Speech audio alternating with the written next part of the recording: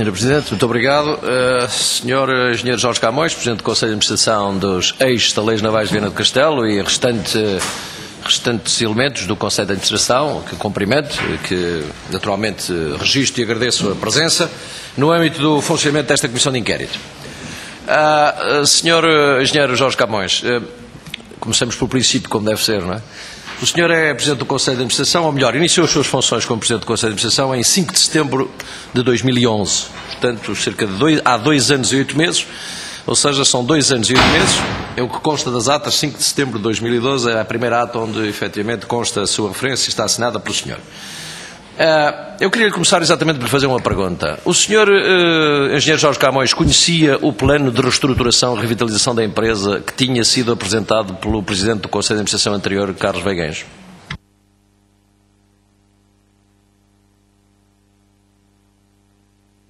A nossa posse foi no dia 16 de agosto de 2011,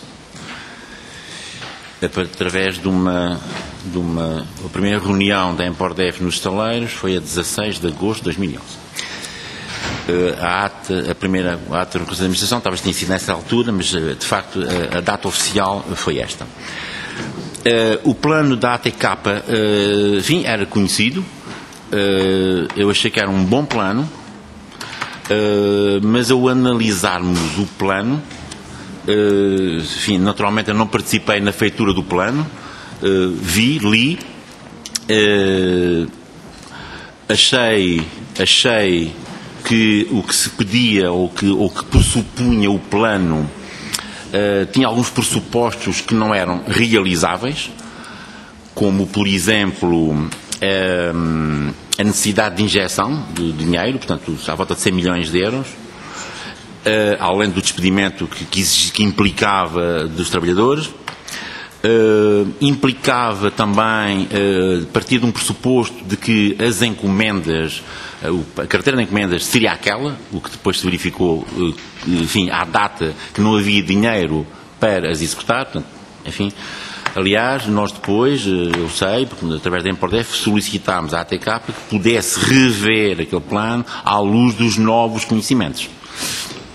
Portanto, o plano eu conhecia, acho que era um bom plano, acho que foi bem feito, estava bem feito. Partia de alguns pressupostos que já não estavam à data válidos, mas Muito bem. Era o plano. Muito bem. Portanto, conhecia o plano, achava o plano bem feito, tinha limitações ou tinha alguns aspectos mais, que enfim, que porventura significavam fragilidades. Senhor Engenheiro, se lhe tivessem permitido, o senhor tinha dado sequência àquele plano? Tinha que primeiro acertar que os pressupostos eram aqueles. Eu sabia que os pressupostos, eu não posso partir de um plano de viabilidade ou de racionalização que está de um pressuposto errado, que não é factível. Portanto, o pressuposto não era factível. Portanto, eu não posso partir de um pressuposto, de um plano que está, embora estando bem feito, mas parte de bases que não estão corretas. Sim, mas aproveitaria o plano. Em hora, naturalmente, reavaliando alguns aspectos que considerava fragilidades, mas considera-o bom, conhecia-o, portanto, era bom, mas não era realizável. Portanto, um plano que é bom, mas não se pode implementar. Então, mas desculpa, então o que é um plano... Houve muitos anteriores. Mas não? Então o que é para o senhor um bom plano de reestruturação que não era realizável? O que é um bom plano que não era realizável? Um bom plano é um plano que está bem estruturado, mas com pressupostos que não eram realizáveis. Portanto, é um pressuposto, é um plano que não se pode implementar. Está bom, mas não se pode implementar. Logo, não serve. Sinceramente não percebo, mas enfim, passemos à frente. Não percebo como é que o senhor, tecnicamente e como técnico avalizado, considera um plano bom e depois diz que o plano bom... Se não era realizável, não era um plano bom, senhor Engenheiro, seguramente. Mas à data que foi feita, aquilo era verdade. Muito bem. Uma coisa que eu lhe queria perguntar. Quando tomou posse, o plano já estava suspenso, ou seja, a aplicação deste plano de reestruturação estava suspenso. O senhor tinha conhecimento disso, obviamente, aceitou essa condição de que efetivamente não tinha aquele plano como base de início do seu trabalho de reestruturação da empresa, ou seja, o senhor tomou posse não foi para estruturar a empresa, para que foi? Nós tomámos posse com o objetivo de tentar, para já vimos como estava a empresa. Portanto, tirámos a foto à empresa. Aliás, a foto foi dita, a foto que foi tirada, o plano vai ficar, não é anulado, é suspenso, foi suspenso, e como sabe, nós, o Conselho, enfim, em coordenação com a Empordef, começou a tratar cenários vários, que foi trabalhando, de como estava com melhorias, se era, portanto, fizemos de outra forma. E chegámos a uma conclusão, quer dizer, apresentámos digamos, ao acionista, não o plano, mas do nosso ponto de vista, quando trabalha em casa, como é que nós víamos? Exige, impossível.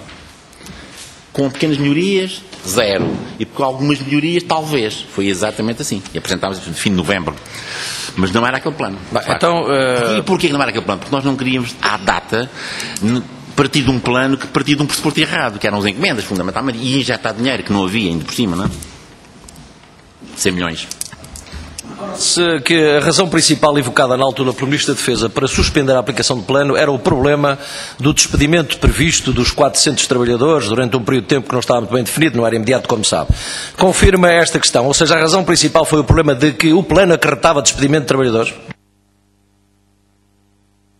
Medidas implicava despedimento das pessoas, de 300 e tal pessoas, até 80, salvo erro, não? Salvo, exatamente. E o senhor acha que politicamente essa teria sido a razão principal pelo qual se suspendeu a aplicação do plano? Ou foi realmente as fragilidades? Sr. Deputado, eu não posso manifestar sobre decisões políticas, como calcula, não é? De qualquer maneira, estava escrito que esse plano implicaria isso. Ou seja, abandonaram completamente aquele instrumento que, com fragilidades, já foi classificado pelo senhor como um bom instrumento. Abandonaram, não percebi. Ou então, depois não percebi mais à frente, disse que afinal... Eu diria que ficou adormecido, ficou em stand-by. Não estamos fora, ficou em stand-by. Muito bem. Senhor Engenheiro, o senhor quando aceitou este cargo de Presidente do Conselho de Administração dos Estaleiros Navais Viana do Castelo, já tinha este plano de recuperação e revitalização suspenso. Que orientações, ou seja, o senhor que orientações recebeu da Empordef e da tutela política do Ministério da Defesa para conduzir a gestão daqueles estaleiros navais? Quais foram as orientações principais? Não despedir trabalhadores, supostamente, porque o plano foi suspenso porque era para despedir trabalhadores. Portanto, manter encomendas, manter o funcionamento, era esse o objetivo? Os nossos grandes objetivos era ver o ponto de situação do Atlântida, portanto, resolver o problema Atlântida, primeiro, por um lado, iniciar, ver o que é que se passava com os navios patrulha para os acabar, não havia dinheiro, devia-se dinheiro a fornecedores, ver o que é que se passava, ver o ponto de situação em que estavam os asfalteiros, porque nos preocupava, face ao planeamento que havia, ao down payment que tinha sido recebido, como é que se podia avançar nos asfalteiros, e iniciámos, e demos passos nesse sentido, isto é em 2011. Manter a empresa visando dar-lhe um rumo de viabilizar a empresa. Portanto, nós tínhamos essa orientação. A orientação no sentido de não fechar, não despedir pessoas, acabar os NPOs, continuar os asfalteiros, dar uma solução ao Atlântida. Foi essa a nossa grande linha, assim, não é? E, sobretudo, ver como é que se podia financiar a empresa, porque nós não tínhamos dinheiro, não é? Devíamos a dinheiro a toda a gente, ao Tesouro, ao acionista, à banca. Tínhamos N problemas com fornecedores, injunções, penhoras. Bem, portanto, isto é um pano de Kafka, não era? Kafkiano, não é? Ou seja, manter a empresa, tentar recuperá-la, mantendo em atividade, com aquilo que acabou de descrever, não é? Para resolver o problema do Atlântico, etc. por aí fora. Ou seja, o objetivo, exatamente em 2011, em finais de 2011, é manter a empresa, estaleiros navais Viana do Castelo em funcionamento. Vamos passar a uma outra questão, Sr. Presidente. Navios asfalteiros, contrato com a Venezuela para a construção dos navios asfalteiros. Não tenho dúvida nenhuma que o senhor e o seu Conselho de Administração na totalidade queriam iniciar a construção dos asfalteiros. Aliás, várias foram as evidências, nas atas constam algumas, mas sobretudo das suas declarações públicas, nomeadamente anunciando até inclusive aumento de número de trabalhadores, contratação de mais trabalhadores, alteração do período de férias, nomeadamente alterando o período habitual de férias para se iniciar a construção várias vezes, ou seja, a vontade era clara. Uma pergunta, o projeto técnico da construção dos navios asfalteiros, o projeto em si, tinha problemas? Poderia ser essa a razão do não início da construção dos navios? Me permite, eu vou passar a parte dos asfalteiros ao Galhardo e ao Serra, está bem? Senhor Doutor. Galhardo. Señor diputado, desde mi perspectiva técnica, el proyecto no presenta ningún problema de construcción técnico. Es un proyecto bastante avanzado. Yo diría que lo que se refiere a la ingeniería básica, prácticamente el proyecto está terminado y aprobado, certificado por la sociedad de clasificación, en este caso Bureau Veritas. La ingeniería de desenvolvimiento está a continuación, a muchos esquemas, prácticamente a todos esos esquemas están aprobados, por tanto, desde el punto de vista técnico, o navío no presenta, o proyecto no presenta ninguna complicação especial para que implique a paragem, nenhuma. O projeto está bom.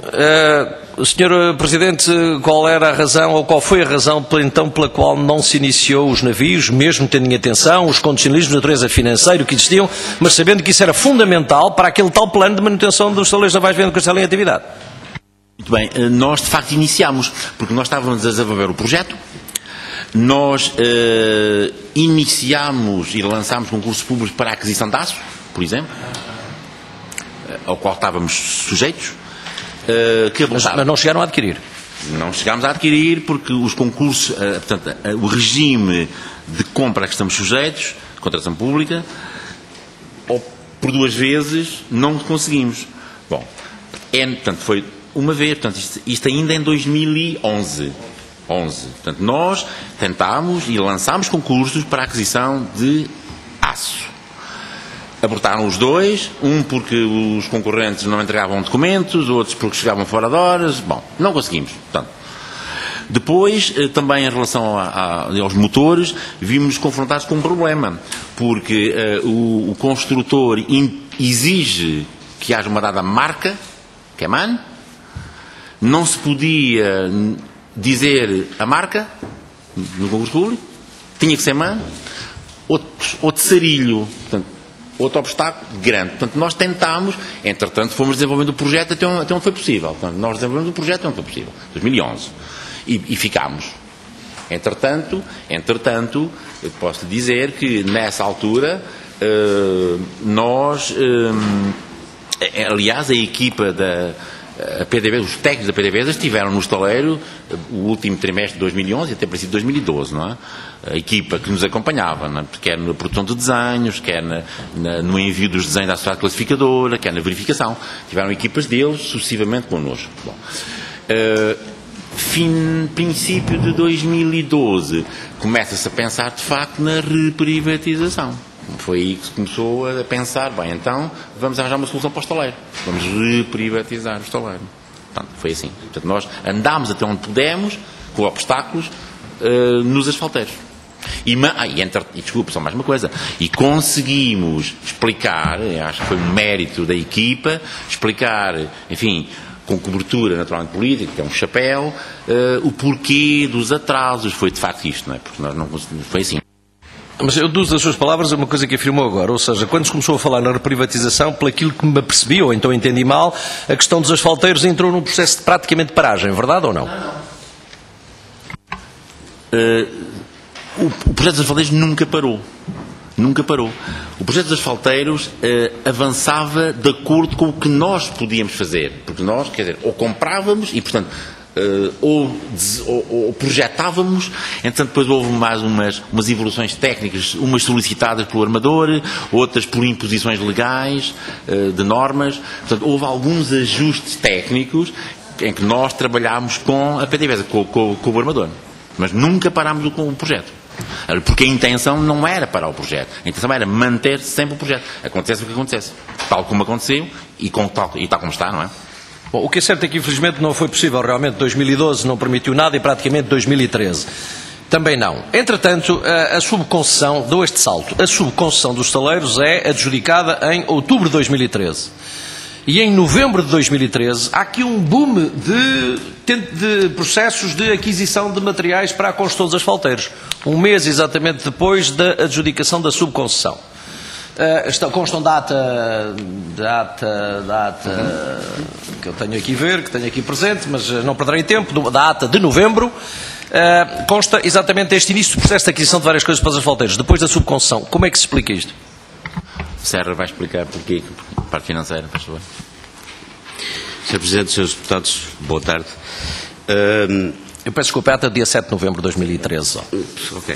É público e notório que a administração e, nomeadamente, a nossa diplomacia tem conseguido, em diversas ocasiões, com bastante esforço, conseguir manter um contrato em vigor como um ato absolutamente atípico em mercado de construção naval. Para que a gente não fique com qualquer dúvida nesta sala, isto, numa ótica de mercado, este contrato, obviamente, já teria caído há muito tempo e com consequências significativas em matérias indemnizatórias e de credibilidade e de outra natureza.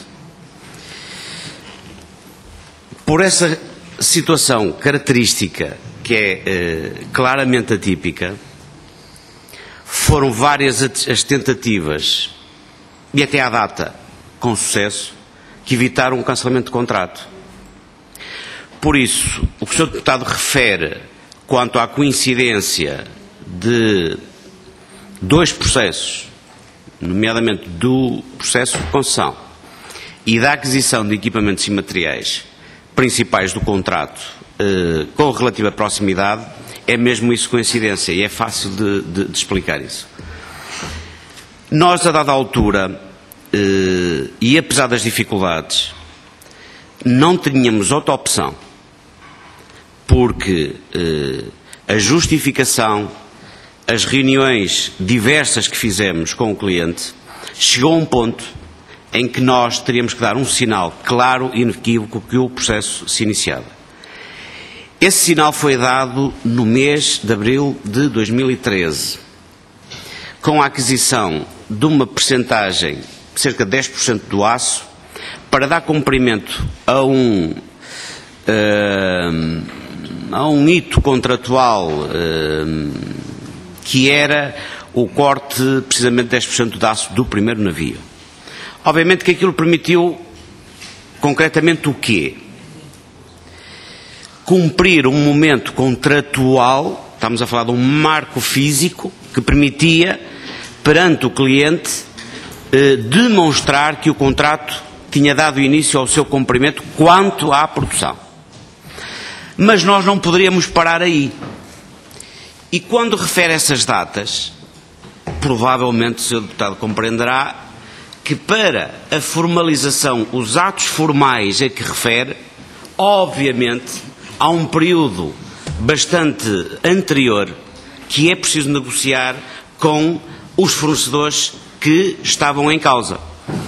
E, portanto, essa negociação, se a memória não me falha, iniciou-se alguns pelo mês de agosto. O processo foi submetido, houve dois processos que, pelo valor de 5 milhões de euros, tiveram que ser submetidos a visto prévio do Tribunal de Contas, o que veio a ocorrer, creio que no mês de setembro, ok? E, portanto, nesse momento, com esses atos, em primeiro lugar, no mês de abril, o início do processo da aquisição de 10% do aço para o primeiro navio, e, posteriormente, a aquisição dos principais equipamentos e materiais, permitiu demonstrar, como depois o viemos a fazer, junto do cliente, que o contrato estava, como está, cumprido até ao quarto hito e que repõe a nossa responsabilidade como contraente naquele contrato em cumprimento. Depois, há outros factos supervenientes que nos obrigam, obviamente, a voltar às mesas de negociação e para tentar outra vez, e mais uma vez, renegociar o enquadramento do contrato, e refiro-me concretamente a um dado importante, a um dado estruturante, que foi exatamente esse processo que o Sr. Deputado refere, que foi o processo do concurso público para a subconcessão do estabelecimento que é hoje e que, como sabem, já foi entregue ao vencedor desse concurso. Há aparentemente aqui se quisermos, dois ritmos diferentes. Conhecido que era a intenção de reprivatizar, percebeu-se que desacelerou os asfalteiros. Consubstanciada à subconcessão, acelerou-se o processo, ou pelo menos concretizou-se o processo da aquisição de materiais.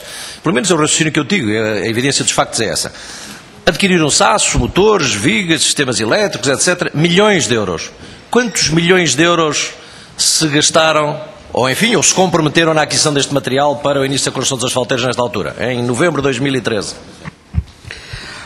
Sr. Deputado, eu posso fornecer os dados globais, tenho alguma dificuldade em situar-me quanto ao tempo, correto?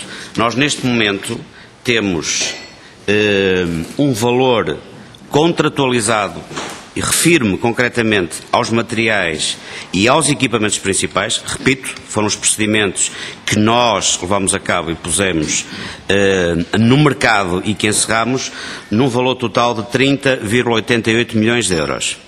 Desses 30,88 milhões de euros. Desses 31 milhões de euros, números redondos, que acabo de referir, encontram-se pagos à data cerca de 12,8 milhões de euros.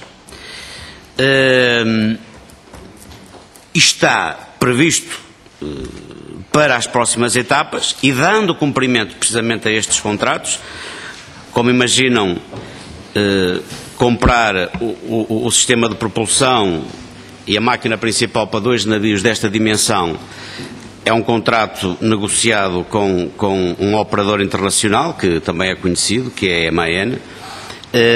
O processo de pagamento está absolutamente deferido no tempo, refiro-me concretamente a cerca de ano e meio, e portanto foi feito o primeiro pagamento, mas estaremos nos próximos, eu diria, semanas, na iminência de ter que de continuar a fazer o programa de pagamentos previstos nesse contrato. Embora percebendo uma parte da questão, ou seja, a necessidade de cumprimento dos itos para manter o contrato, a outra parte não se percebe. Quando se desenvolve este processo em termos de data, novembro de 2013, já estava adjudicada a subconcessão, ou seja, os estaleiros navais de Viana do Castelo estavam em vias de liquidação, já não tinham nem terreno nem instalações para fazer a construção. Ou seja, há aqui uma coisa que não sei se sobre o assunto quer tecer alguma consideração, Sr. Administrador. Com certeza, Sr. Deputado, porque esta questão para a administração do estaleiro, para além das orientações que recebia diretamente da holding em Porto da FSGPS, estava muito claro. Era um contrato que o Estado português assumiu em 2010, no âmbito de relações bilaterais com um país, que é a Venezuela, que reconhecidamente existem interesses económicos e de outra natureza, mas concretamente neste caso estamos a falar de matéria económica, e portanto esse compromisso, a orientação que recebemos e limitámos-nos a dar cumprimento, é que este contrato era para manter em vigor e todas as ações que a administração entendesse, quer do ponto de vista contratual, quer do ponto de vista das negociações, as orientações eram para dar cumprimento a este contrato. O Sr. Deputado poderá me dizer, mas como é que conseguiram em 3 anos manter um contrato em vigor, e eu relembro que o primeiro navio devia ter sido entregue em fevereiro. Realmente, olha, eu às vezes também me faço essa pergunta a mim próprio.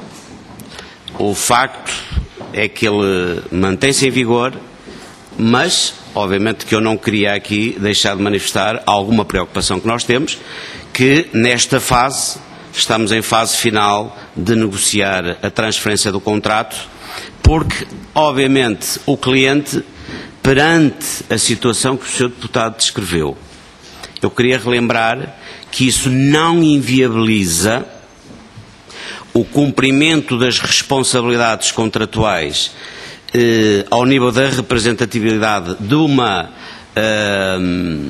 relação bilateral, porque o cliente quer são 2 navios para transporte de asfalto. A forma como se construírem os navios, que naturalmente tem que ser no território português, compete ao Estado português, compete ao instrumento, neste caso às empresas ou à empresa que o Estado português indicar, e já foi indicada, deve materializar e concretizar a construção desses navios e entregá-los. Portanto, neste caso que está e eu referi isso há pouco, o último elemento de negociação foi redefinir o enquadramento em que esse contrato teria execução ao nível das responsabilidades de ambas as partes. Foi possível, há cerca de um mês e 15 dias, na última reunião que estivemos em Caracas, definir e aprovar uma promessa de cedência do contrato num quadro que não foi fácil, mas foi possível alcançar esse acordo. Esse acordo está assinado por ambas as partes e que define uma série de condições impostas pelo cliente para que esse contrato possa ser cedido e executado, sendo que uma das condições é que essa empresa tem que ser detida a 100% pelo Estado português e que acabou por ser uma empresa detida a 100% pela Empordef SGPS. Mesmo não sendo executora da obra. Mesmo não sendo executora. Será a gestora da execução desse contrato. Sr. José Luís Serra, eu acho que releva, e nós relevamos, os esforços que o Conselho de Administração fez no sentido de manter o contrato, ou seja, pelas orientações políticas, o Estado português deve, inclusive, orgulhar-se também de honrar os seus compromissos. Mas a realidade era completamente diferente, ou seja, quando este esforço é feito, eu insisto nisso, o Estado português já não tinha um estaleiro naval para construir, ou seja, a única coisa que estava aqui a fazer era tentar garantir um contrato que sabia à partida que não o podia concretizar. Mas eu pergunto já o seguinte, cerca de 12 milhões de euros pagos, vários materiais adquiridos, esses materiais onde estão e para que é que vão ser?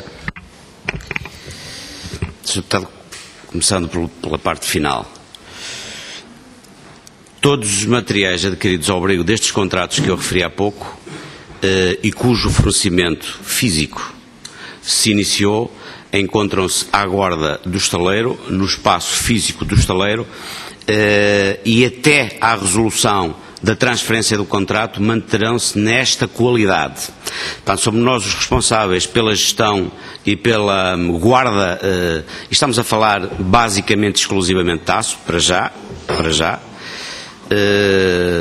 porque o primeiro motor do primeiro navio deverá estar a ser entregue até ao final deste ano e, portanto, a responsabilidade da guarda e manutenção desses equipamentos é da ENVC SA, até a ENVC SA se mantiver como empresa ou sendo cedido o contrato a outra empresa, sendo que estes equipamentos e materiais, por imposição contratual, são propriedade do cliente PDVSA Naval e com o qual temos mantido permanentemente em conhecimento e informada de todos os atos que temos feito ao abrigo deste contrato e que o cliente à data, nessa matéria em particular, não tem manifestado qualquer incómodo, pelo menos para já. Portanto, não vão ser alienados, estão à guarda dos estaleiros navais de Viana do Castelo e a gestão, ou seja, o seu destino será determinado pela PDVSA?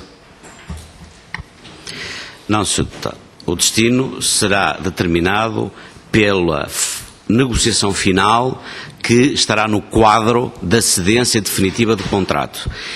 Isso terá que acontecer, ou em princípio acontecerá, até ao final deste mês, porque o prazo que está fixado na promessa de cedência do contrato está fixado no prazo de 60 dias, com exceção de uma das condições, porque não depende diretamente dos estaleiros navais de Viana do Castelo, todas as outras condições são da nossa responsabilidade e que já iniciamos ao seu cumprimento. Aliás, no passado domingo foi enviada a primeira informação ao abrigo das nossas responsabilidades e que assumimos nesse acordo e que vamos dar continuidade nos próximos dias e contamos até meados da próxima semana ter daquilo que a nós nos diz respeito informado e facultado toda a informação de compromisso que está nesse acordo e informar e ceder essa informação ao cliente. Portanto, este material destina-se à construção dos navios asfalteiros e forçosamente vai ter de ser parte no processo negocial da subcontratação para a construção dos mesmos. Sr. Deputado, neste quadro, que os senhores imaginarão, a boa vontade, a compreensão, o facto de se tratar de um contrato que foi assinado e se encontra em vigor ao abrigo das relações bilaterais entre o Estado português e o Estado da Venezuela, é que permitiu este contrato estar em vigor. Nós estamos a falar de um armador que está disponível, debaixo de algumas condições, a dizer isto, basicamente. Este contrato que foi assinado pelos petróleos da Venezuela, com um estaleiro naval de construção, estamos de acordo que seja cedido a uma empresa de responsabilidade completa, 100% do Estado português, e isto não é fácil, como imaginarão. Estamos a falar de transferir de um estaleiro naval para uma empresa que vai gerir um contrato de construção naval. As negociações não foram fáceis, este primeiro passo foi conseguido e estamos convencidos que a fase final também será seguida. Eu queria dizer que o que está previsto e carece da autorização final do cliente é que a construção deste navio vai ser repartida em cerca de 5 ou 6 especialidades de construção, desde o aço, apestamento, eletricidade geral, isolamentos, casario e eletricidade, já o que já referi. Portanto, são 5 ou 6 subempreitadas, nas quais há uma, obviamente, que se trata da que visivelmente terá, pela sua dimensão, porque é onde a assemblagem dos navios se vai fazer e a forma do navio vai aparecer, que terá, que já tem à data, imposição do cliente, tem que ser no espaço do território português, senão não faria sentido nenhum manter um contrato de relações bilaterais entre os dois Estados e depois ir construí-lo à China. Portanto, tem que ser construído no território português, preferencialmente nos terrenos afetos àquilo que foi o concurso da subconcessão. Esse quadro, repito, não está fechado. Nós defenderemos o interesse da NVC como empresa que é detentora ainda deste contrato, mas naturalmente que as condições principais da manutenção deste contrato estão nas mãos do cliente, que, para além de ser cliente, é um cliente que tem sido muito paciente. Quem tenta assumir o processo de gestão do contrato é uma empresa com capitais 100% públicos. Pode ser a Empordef? Obviamente isso não nos diz respeito, mas posso avançar que a Empordef, como é uma sociedade gestora de participações, no seu objeto não tem atividade industrial e, portanto, foi uma das opções que foi na altura analisada, mas que foi imediatamente descartada porque teria que alterar os seus estatutos e o seu objeto social. Sabe se já está constituída essa empresa não podendo ser a Empordef? A informação é recente, foi autorizada a assistência do contrato a uma empresa do Grupo Empordef que terá que alterar os seus estatutos e alterar o seu objeto e eventualmente a designação, mas isso, repito, não depende de nós, cuja designação é alguma imobiliária que pertence 100% à Empordef SGPS. O valor dos contratos mantém-se? O valor dos contratos mantém-se. Sim, o valor do contrato naturalmente mantém-se e essa é uma questão absolutamente religiosa para o cliente e também não podia deixar de ser de outra forma porque o valor já está definido há muito tempo, é um valor que foi considerado desde o início e que mantém-se considerado como um valor bastante aceitável para 2 navios daquela natureza e portanto não há alterações ao valor do contrato. Em Portugal, além do espaço que agora subconcessionado dos antigos estaleiros Navegas Viana do Castelo, qual é o outro espaço onde poderá ser feito o apetrechamento do navio? Creio que a ideia que permite transmitir é construção do navio, não apetrechamento. Construção do navio.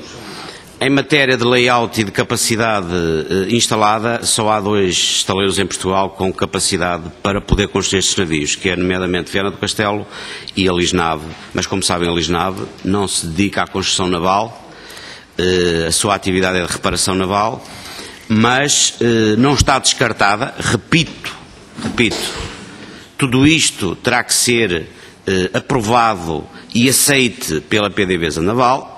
Não está excluída, inclusive, a hipótese de ter que construir parte dos dos navios fora dos estaleiros navais de Viana do Castelo por uma questão de cumprimento de prazo, dado, como sabem também, Viana do Castelo é um estaleiro que tem apenas uma doca que é possível, chamada doca seca, para proceder à assemblagem dos megablocos, neste caso desta estrutura, desta metodologia de construção. Para passarmos a outro tema, antes ainda uma pergunta. Por exclusão de partes, percebe-se que tem de ser em Viana, pelo menos, a construção do volume final dos navios. O atual subconcessionário está envolvido neste processo de negócio? Aceita estas condições? Sr. Deputado, como imaginará, enquanto nós não tivermos este processo encerrado com a PDVSA Naval e sem qualquer margem de dúvida para que as condições que foram impostas neste acordo que referi estarem completamente esclarecidas e demonstradas, nós não vamos dar um passo em falso e começar a negociar com terceiros absolutamente nada. Logo que isto fica encerrado, obviamente que nós vamos iniciar um processo negocial com a West Sea, que é a empresa que neste momento, como sabem, está a explorar o estabelecimento que foi alvo de concurso de subconcessão. Mas, obviamente, que se tudo correr dentro da normalidade, Viana do Castelo irá receber a construção destes navios. Repito, tudo isto está no campo das hipóteses, eu não queria assumir como definitivo nada, porque o cliente é que marca o ritmo nisto tudo. Sr. Deputado, nós não podemos assumir qualquer responsabilidade dessa natureza, porque, repito, e até por uma questão de respeito negocial do ponto de vista comercial, só terminando essa negociação com a PDVSA Naval. Mas queria, Sr. Deputado, permita-me só, estamos a concentrar nessa subempreitada. Restam 4. Todos os subempreiteiros que forem selecionados para a construção destes navios, todos eles, sem exceção, têm que ser previamente avaliados e autorizados pelo armador PDVSA Naval. Todos eles, sem exceção. Isso suscitou uma outra questão. Porventura, se os subempreiteiros colocarem preços elevados para a construção deste processo, quem é que vai suportar o diferencial entre o valor do contrato e o custo efetivo da construção? Sr. Deputado, eu não vou falar no campo das hipóteses. Eu só posso dizer que espero que nenhum subempreiteiro apresente valores anormalmente elevados e acho que não há razões para isso acontecer. Eu vou-lhe dizer porquê. Neste momento a construção naval está parada. A construção naval está parada. Os preços de referência no mercado em relação a 2008, 2009, estamos a falar de uma queda vertiginosa, os números são muitíssimo mais favoráveis nesta altura e é uma excelente altura para ir ao mercado para contratar a preços bem mais vantajosos a construção de um navio. Esperemos. Nós também. Atlântida, passámos agora à questão do Atlântida, que gostava de colocar uma pergunta inicial. Em julho de 2011, há uma proposta trazida pelo Sr. Administrador Francisco Galhardo, ou trazida, ou recolhida, de um valor de 32 milhões de euros para, eventualmente, a aquisição do Atlântida. O que é que aconteceu a esse processo?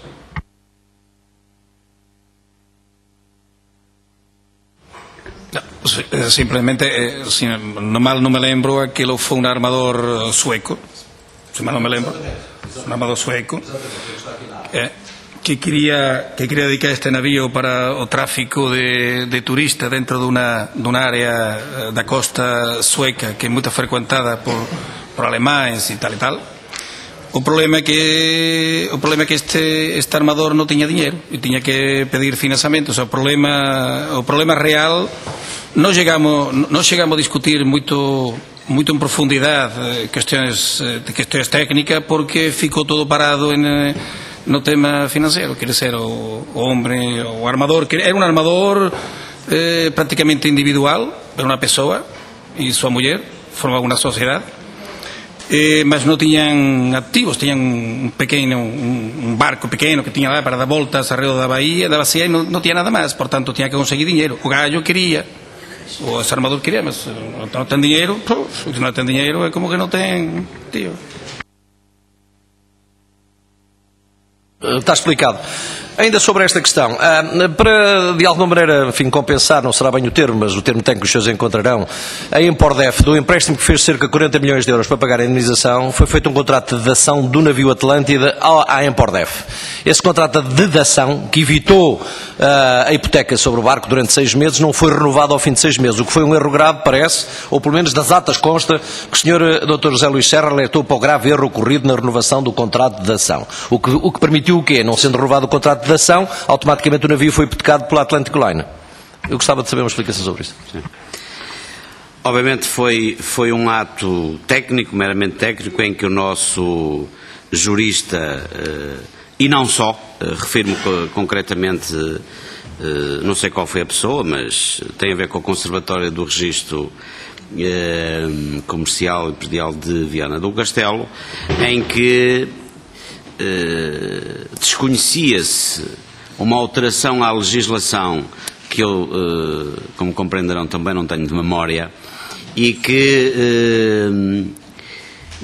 era entendimento que a renovação era automática, isto é, a renovação do registro desse contrato era automática. O facto é que houve uma alteração na legislação, se a memória não me falha, em 1970 e tal, ou 80 e tal, e que era desconhecimento, e o facto é que não permitiu manter esse contrato registado tal como tinha sido feito meses atrás. Mas eu queria dizer que a penhora do navio não é nenhum drama. Absolutamente nenhum drama. Há uma dívida que é reconhecida, que é pública. No dia que o navio for vendido, e tem que ser vendido livre de qualquer ónus ou encargos, essa dívida tem que ser paga. Portanto, os 7 milhões de euros restantes ainda não foram pagos à Atlantic Line? Ainda não foram pagos, não são 7, com juros aproximar-se-ão de 7. Dos 8 que ficaram pendentes a quando da assinatura do acordo global, ficaram pendentes de pagamento de 8 milhões e, entretanto, foram pagos 2 milhões, mas, entretanto, decorreu este tempo todo e o relógio da contagem dos encargos financeiros, obviamente, não para. Em 2012, aquele navio, por orientação do Conselho de Administração, foi avaliado em 29 milhões de euros, em 2012. Não se seguiu o processo de alienação. Recentemente parece que contratualizado uma empresa para preparar o processo da venda, empresa essa cujo custo dos trabalhos é de cerca de 1.500.000 euros. Verdade isto?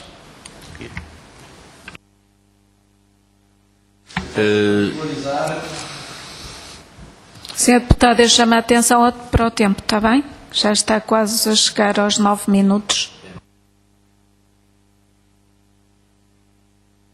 Deputado, é capaz de, por favor, formular novamente a pergunta? Ata de 7 dias de novembro, ponto 45, diz a avaliação do navio Atlântida, apresentada uma proposta de 1.500.000 euros para preparar, o processo de alienação, que agora está em curso. Não, o que se refere é o seguinte: nós entendíamos num dado momento, portanto, isso é 2012, não é? Talvez 12, 13. Pois, houve, entre aquelas 60 tentativas de aproximação ao navio, houve um cliente, potencial cliente estrangeiro, que nos pediu para nós fazermos uma pré-avaliação, juntamente com a Lloyds, de ver quanto é que porque ele queria algumas modificações. O navio tinha que ser docado em Lisboa, tinha que ser inspecionado por ele e pela Lloyds, e nós estimámos que isso nos custaria 1,5 milhão. Exatamente, mas isso, porque ele queria algumas motivos, mas isso depois parou, ficou sem efeito nenhum, não?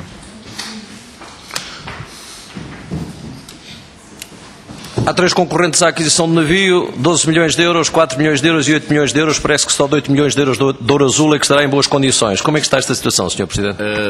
Portanto, eu projetei, como lhe disse, foram abertas as propostas. Nós aguardamos, portanto, o júri admitiu imediatamente uma, nós sabemos, solicitou nova documentação, deve ter chegado ontem, portanto, ontem, 5 à meia-noite, está a analisar e vai emitir um relatório. Portanto, sobre a documentação que estava em falta, eram sobretudo traduções, legalizações, representações, esse tipo de coisas, não é? E, portanto, de facto havia uma que estava ok, não sei qual era, e havia 2 que faltavam documentos. Foram pedidos, e nós aguardamos, portanto, que imita o relatório, amanhã, esta semana, relatório de aceitação final e hierarquização das propostas. Não sabemos se as 3 são admitidas, quais são admitidas. Portanto, o Conselho de Administração vai receber um relatório, não é? E, aliás, que depois prevê, se ok, o júri solicita o BAF, portanto, um Best and Final Offer aos concorrentes, com um prazo, mais 5 dias. Para desenvolver o processo de reprivatização, os estaleiros Navais Viana do Castelo contratualizaram uma assessoria jurídica por 73 mil euros. Essa assessoria jurídica nunca chamou a atenção para o problema das ajudas de Estado junto à Comissão Europeia, durante o processo de concurso, de preparação de concurso de reprivatização. O processo... Se for uma coisa rapidíssima, porque... O processo de reprivatização não foi conduzido pelos estaleiros, como sabe, foi conduzido pela Empordef, não é?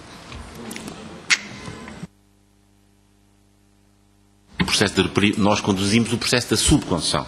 O processo, a holding é que conduziu a reprivatização. Sim, Serra. Sr. Deputado, eu posso rapidamente responder a essa questão, porque na altura participei na coordenação dos trabalhos de fornecimento de toda a informação no âmbito das due diligence ambiental, legal, financeira e laboral. Toda a operação de concurso do processo de reprivatização foi, como é óbvio, conduzida e decidida pelo acionista Empordef. E não podia deixar de ser de outra forma, porque o detentor das ações que representam a totalidade do capital social, naturalmente, é a Empordef. Das ações, digo, obviamente, do Estaleiros Navais Viana do Castelo.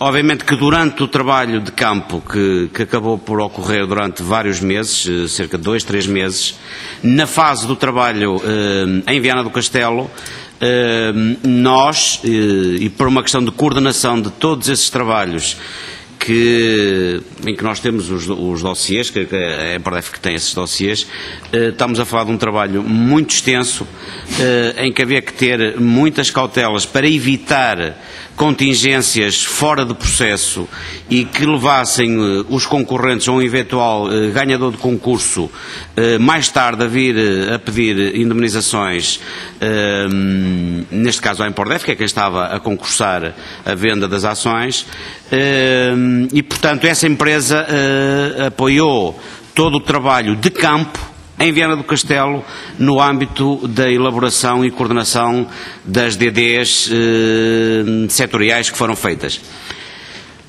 Obviamente que todo o resto, todo o trabalho restante foi feito pela Empordef. Recordo-me apenas que em fase final da análise das propostas foi pedido o meu apoio e do engenheiro Francisco Galhardo para a análise técnica das propostas, mas simplesmente para dar o nosso contributo do ponto de vista profissional, mas sem qualquer vínculo de decisão, obviamente. Sr. Presidente, termino mesmo com esta pergunta sobre esta questão que me parece muito importante, muito rápida. Subconcessão. A subconcessão, o contrato, a adjudicação aconteceu a 11 de outubro de 2013. A subconcessão tem uma polémica à volta dela, se devia ou não devia submeter-se ao Código de Contratação Pública. Já aqui teve o Presidente do Júri de Apreciação. O que diz a ata do Conselho de Administração dos Estaleiros é que diz que no dia 9 de outubro o Sr. Administrador comunicou que lhe tinha o Dr. Vicente Ferreira dado um parecer jurídico que concluía pela não aplicabilidade do Código de Contratação Pública. 9 de outubro. A adjudicação é feita no dia 11 de outubro, o contrato de concessão. O processo estava preparado, o relatório estava pronto. Como é que foi esta história das datas do parecer sobre a submissão ou não submissão ao Código de Contratação Pública? Muito obrigado, Sr. Presidente. Sr. Deputado, creio que já foi feito aqui, dada essa informação, nenhum dos membros do Conselho de Administração dos Estaleiros de Viana do Castelo tem formação jurídica. Um ou outro há mais alguma experiência de contacto com processos na área administrativa, que é o que estamos a falar. Esse procedimento seguiu o Código do Procedimento Administrativo, não seguiu o Código dos Contratos Públicos, não seguiu o Código dos Contratos Públicos.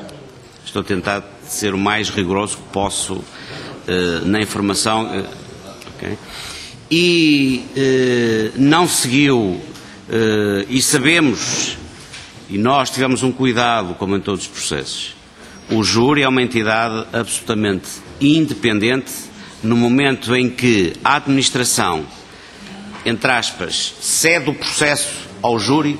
Todos os procedimentos que estão previstos nas peças processuais, quanto às tarefas, quanto às competências que esse júri tem no decurso do processo, foi obviamente respeitada. O júri, a dada altura, surgiu-lhe a dúvida se efetivamente o Código dos Contratos Públicos se aplicava ou não. Veio-se a confirmar através de um parecer jurídico que nos foi consultado, porque nós, como imagina, eu pessoalmente tenho alguma experiência com o Código dos Contratos Públicos, sempre olhei para esse código na ótica de compra, na ótica de aquisição, na ótica de despesa pública. Acredito, não sou jurista, que outro tipo de procedimentos se colocarão debaixo da aplicação deste código. Obviamente que após a entrega desse parecer, que nós também analisámos, aliás está aí em ata do Conselho, eu já não me recordava, mas o Sr. Deputado teve cuidado de nos relembrar, veio a concluir pela não aplicação do Código dos Contratos Públicos. É matéria que nós não nos vamos pronunciar mais, porque nem sequer nos sentimos com a competência para analisar uma questão dessas. O facto é que a aplicação do Código de Procedimento Administrativo foi utilizado. Esse procedimento foi um procedimento naquilo que foi a nossa percepção, foi um procedimento transparente, foi aberto ao mercado. Quanto aos detalhes da aplicação ou não, confesso que nem eu, nem os meus colegas nos sentimos à vontade para discutir do ponto de vista técnico ou jurídico.